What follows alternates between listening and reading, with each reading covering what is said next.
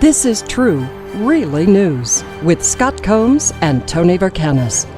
All the news you're about to hear is true, as far as you know. Let's see. From UPI, Montgomery County, Maryland. Maryland DOT reports a tractor trailer carrying 20,000 pounds of cheese balls overturned on Interstate 495, spilling the snacking delicacy all over the roadway.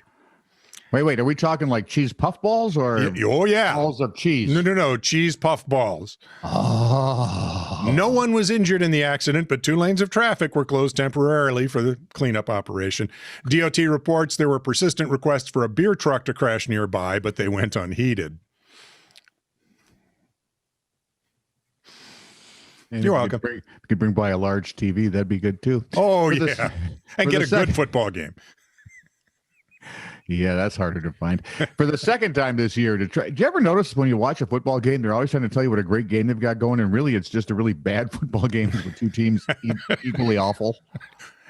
Well, you just described my entire watching season. There it is. Except for like Kansas City, right? We were always fun to watch. They are. They weren't so much when I was a kid. Let's not go there now. Yeah, that's memories.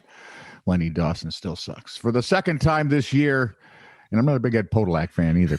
For the second time this year, a Detroit area contractor has demolished the wrong house. Only in Detroit. The DBA, that would be the Detroit Building Authority, issued a citation to the Adamo Group for wrongful demolition. Apparently, the demolition company knocked down 14661 Alma rather than the fire-damaged 14461 Alma. How would you not notice if you're going out to take out a fire-damaged home? Anyway, earlier this year, the company had already bulldozed an abandoned house that was next door to the one they were actually supposed to destroy. The Detroit Land Bank is the organization that tries to get rid of abandoned properties in Detroit. Boy, I bet they're busy. Well, yeah, when you got to do everything twice. It's bad enough to begin with. Anyway, they own both of the demolished houses. The wrongful demolition, you ready for this? It could lead to a 3-month suspension of lucrative housing demolition contracts for the company. 3 entire months. Whatever will they do? Well, luckily, they're going to be getting $600 checks from the federal government. There you are. That ought to hold them over. Hang on. They'll get bigger as time goes on. From UPI, the Multnomah County Sheriff's Office responded to a call from a Portland resident who reported... A Portland resident? What? Portland. Sorry. Who reported seeing a big cat with spots in the Green Hills neighborhood near the Oregon Zoo. In a Facebook post, the sheriff's office noted the caller said the animal looked like a cheetah, but did not appear to be aggressive. Now, big cats are not uncommon in this area. Cougars have been spotted in the West Hills periodically over the years, but a possible cheetah, this was new for us.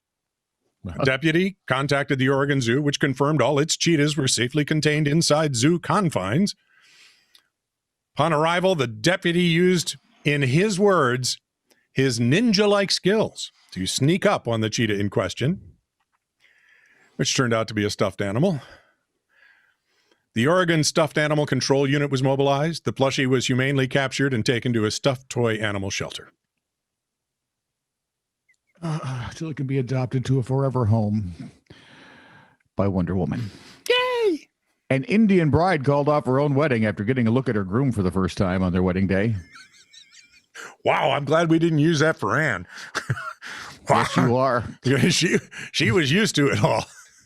She'd have been. Exactly. She would now be a resident of Maryland and probably had those cheese puff balls. And the beer, which she doesn't even like. And I apologize.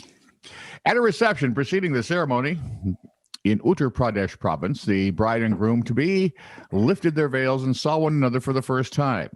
The would-be bride apparently was not impressed. According to local news reports, the woman complained loudly the man was too dark-skinned and appeared to be old. Which, oh my, I resemble that remark. After the woman called off the wedding, the two families began fighting. Because what else are you going to do? You got no wedding, the reception. Police had to be called to stop the scene. Yep. All that stuff about arranged marriages had been the way to go. Headlines. Federal agents raid gun shop, find weapons. Forecasters call for weather Monday. World Bank says poor need more money. Well, there you go. Woman missing since she got lost. And why is it it's always the last one I can't get through?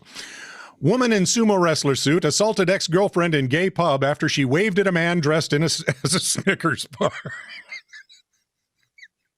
I have an idea why you can't get through that last one. It's the Snickers bar, right? It's what does it. This is true, really news. Send email to TITR@netradio.network.